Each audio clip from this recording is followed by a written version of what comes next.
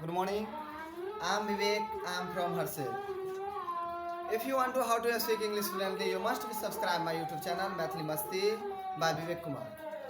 If you don't know Maithili Masti, if you don't write Maithili Masti, you go to on the YouTube my mobile number 73499001118 and subscribe my YouTube channel Maithili Masti by Vivek Kumar.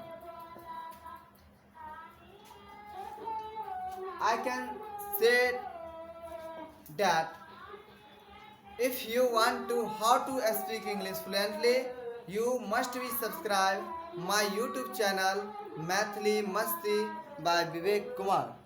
तो मैं इस video में आप लोगों को ये बताने आया हूँ कि दिस का प्रयोग और दैट का प्रयोग कहाँ होता है.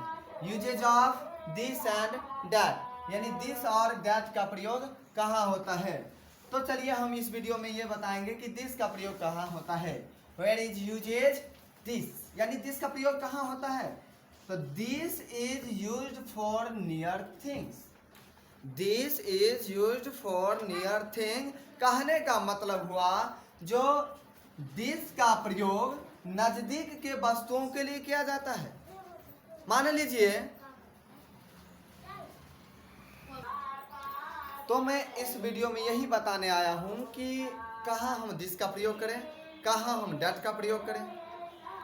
उसी में हम ये भी बताएंगे कि दिस के बाद दिस का प्रयोग होता है और डैट का प्रयोग यानी कि वह के अर्थ में दोज का होता है. कहने का मतलब दिस और दिस.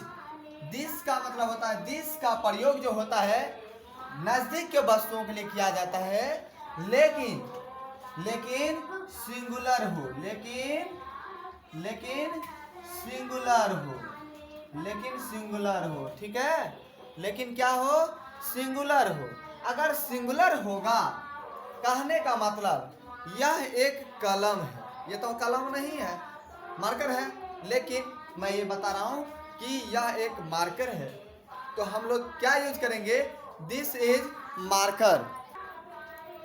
देखिए मैं इस वीडियो में दिस का प्रयोग यानी नज़दीक के वस्तुओं के लिए किया जाता है, यानी this is used for near things, यानी this is used for near things. कहने का मतलब ये हुआ जो दिस का जो प्रयोग होता है वो नज़दीक के वस्तुओं के लिए किया जाता है, यानी दिस का प्रयोग नज़दीक के वस्तुओं के लिए किया जाता है. लेकिन एक शर्त है, दिस का प्रयोग नज़दीक के वस्तुओं के लिए तो किया जाता है, लेकिन आप लोग को मालूम होगा कि दिस का प्रयोग भी नज़दीक के वस्तुओं के लिए किया जाता है. लेकिन एक बात उसमें है, कुछ राज छुपा हुआ, कि दिस का प्रयोग नज़दीक के वस्तुओं के लिए तभी किया जाता है जब वो वस्तु सिंगुलर हो.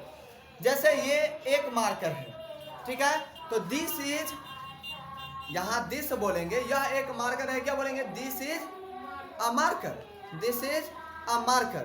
ठीक है, लेकिन अगर यही अगर कहते कि यही अगर कहते हैं, देखिए यही अगर कहते हैं ये मार्कर है, तो क्या बोलेंगे, दीज आर मार्कर, यानी ये मार्कर है. तो दीज आर मार्कर क्यों कहे, अभी भी मार्कर ही है, उस समय मार्कर ही था. लेकिन एक बात इसमें है, जो उस समय एक ही मार्कर था, लेकिन अभी हमारे पास बहुत मार्कर है, यानी दो या दो से अधिक वस्तुओं का जब मतलब ज़्यादा अगर वस्तु है तो दिज का प्रयोग करेंगे नज़दीकी के लिए. ठीक है, यानी दिज का प्रयोग तभी करते हैं जब नज़दीक में रहता है, लेकिन दो या दो से अधिक रहता है. कहने का मतलब ये हुआ जो प्लूरल में अगर कोई वस्तु है तो वहाँ पर हम दिज का प्रयोग करेंगे, ना कि दिस का. दिस का तभी करेंगे जब सिंगुलर में हो. ठीक है, दिस का तभी करेंगे जब सिंगुलर में हो. तो कहने का मतलब सिंगुलर में हो तो दिस, जैसे यह एक मार्कर है, दिस इज अ मार्कर, ये मार्कर है, क्या बोलेंगे, दीज आर मार्कर. ठीक है, अब देखो तो यहाँ पर दिस का प्रयोग समझ गया, this is used for near things, यानी दिस का प्रयोग नजदीक के वस्तुओं के लिए किया जाता है. अगर नजदीक का वस्तु है, अगर अकेला है तो हम लोग दिस का प्रयोग बोलेंगे, दिस इज अ मार्कर। अगर नजदीक में है लेकिन बहुत ज्यादा मात्रा में है तो हम सीधे बोल देंगे दीज आर मार्कर, यानी ये बहुत सारा मार्कर है ना, तो ये मार्कर है। ठीक है, अगला देखो डैट का प्रयोग। तो that is used for far, that is used for far. कहने का मतलब फॉर फार नहीं समझ लेना, फॉर फार नहीं देना किसी को। कहने का मतलब ये हुआ दिस इज यूज्ड फॉर फार, इसका हिंदी होता है दिस इज यूज्ड फॉर फार। ये दिस यानी डैट का प्रयोग दूर के वस्तुओं के लिए, डैट का जो प्रयोग होता है वह दूर के वस्तुओं के लिए किया जाता है। लेकिन एक बात जरूर है, यानी जब दूर में सिंगलर हो यानी अकेला हो, जैसे वे लड़का है, वे लड़का है, तो वे लड़का है तब तो यहाँ बहुत सारा लड़का है, लेकिन हम बोलेंगे वह लड़का है, तब क्या बोलेंगे दैट, यानी दैट इज अ बॉय, यानी वह एक लड़का है, यानी सिंगल का प्रयोग हो रहा है, यहाँ सिंगल का बोध हो रहा है।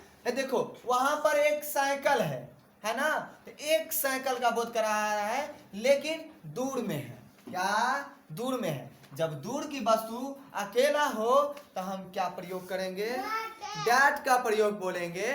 और अगर दूर में है, और क्या होता है दूर में है लेकिन ज्यादा मात्रा में है, तो दोज का प्रयोग बोलेंगे, यानी दोज का प्रयोग करेंगे। दिज का प्रयोग तभी करेंगे जब नजदीक में हो और क्या हो ज्यादा मात्रा में। दिस का प्रयोग तभी करेंगे जब नजदीक में हो लेकिन एक सिंगल अकेला हो। ठीक है, यानी सिंगल हो, अकेला हो, नजदीक में हो। ठीक है, तो दिस का प्रयोग करेंगे।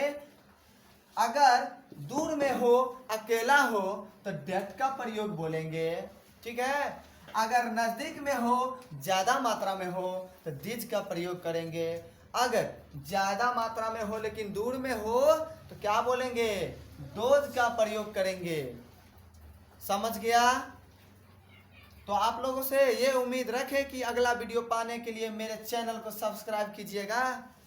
अगर सब्सक्राइब में कंजूसी तो वीडियो बनाने में भी कंजूसी होगा ही। अगर आप लोग मेरे चैनल को सब्सक्राइब नहीं करते हैं तो मेरा अगला वीडियो आप तक नहीं पहुंच पाएगा, और जब नहीं पहुंचेगा तो आप भी सोच सकते हैं कि मेरा वीडियो से आप पढ़ भी नहीं सकते, देख भी नहीं सकते, कुछ सुन भी नहीं सकते। अगर आप लोग को ये वीडियो अच्छा लगा, दिस और डैट का प्रयोग एंड दिज और दोज का प्रयोग, तो आप लोग जल्दी से सब्सक्राइब कर ले, क्योंकि मैं ग्रामर का भी टॉपिक लाइन बाय लाइन इस वीडियो के पर यानी अपलोड कर दूंगा।